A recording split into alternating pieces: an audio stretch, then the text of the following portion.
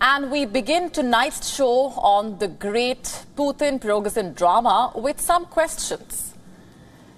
Did the United States have prior knowledge about the Wagner uprising? It did. In the murky game of shadows, did Washington also have a hand in encouraging last week's events? Given the long history of covert operations, often stranger than fiction. This and other questions are buzzing across Western capitals right now. And U.S. intelligence officials have spoken to a host of Western media houses on the condition of anonymity. They are claiming that by mid-June, they had an extremely detailed and accurate picture of Prigozhin's plans. And this included where he would be launching the mutiny, how he was planning to advance, what would possibly transpire, and which weapons and ammunition he was stockpiling. They say this intelligence was so closely guarded that it was only shared with select allies and not at the broader NATO level. Even within the US, the intel was shared with only the most senior administration officials and 8 members of the Intelligence Committee in the US Congress. It is becoming evident now that the Americans wanted Prigozhin to thus far and no further. They realized that destabilizing Putin might trigger what everyone dreads, and that's a larger war. So why did they not share this information with NATO?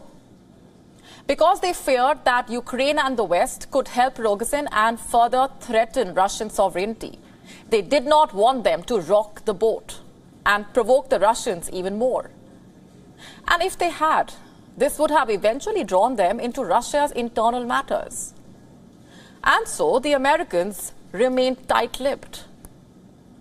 And now comes the more interesting part. Was Yevgeny Prigozhin playing the ultimate double game? Was he keeping Putin and the Kremlin in the know? He has started his exile in Belarus not as a fugitive wanted for the great crime of treachery, but as a free man, free to carry on what he was doing before. Ukraine as a warlord for hire in Africa and anyone else willing to pay humongous rates for the mercenaries under his command. And earlier this morning, a plane carrying him landed at a military airfield. This was some 20 kilometers away from Minsk. According to data from flight tracking websites, he traveled in the Embraer Legacy 600 jet from a border region in southwest Russia. And there is very little information that's available on who else accompanied him on the flight. But interestingly, just 20 minutes after his arrival, another Russian private jet arrived at the same military airfield from St. Petersburg. And who was on this flight, you ask? Russian officials? No one knows as of now. So what exactly will Prigozhin do in Belarus? Last we checked, there was nothing for him to do there, besides the fact that Russia recently stationed nukes in the country.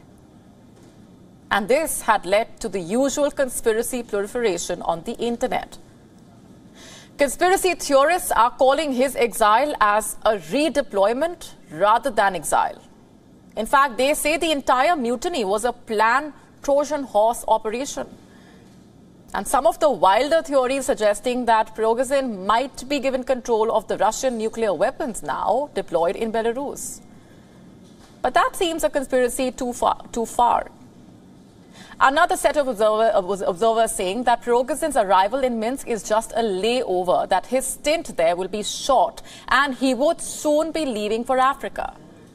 And the basis for this assessment, by the way, is the statement from Russia's Foreign Minister, Sergei Lavrov. On Monday, Lavrov said that the Wagner Group will continue its operations in Africa, in Mali and the Central African Republic, to be precise. In fact, he said the Wagner members are working there as instructors, and this work will continue.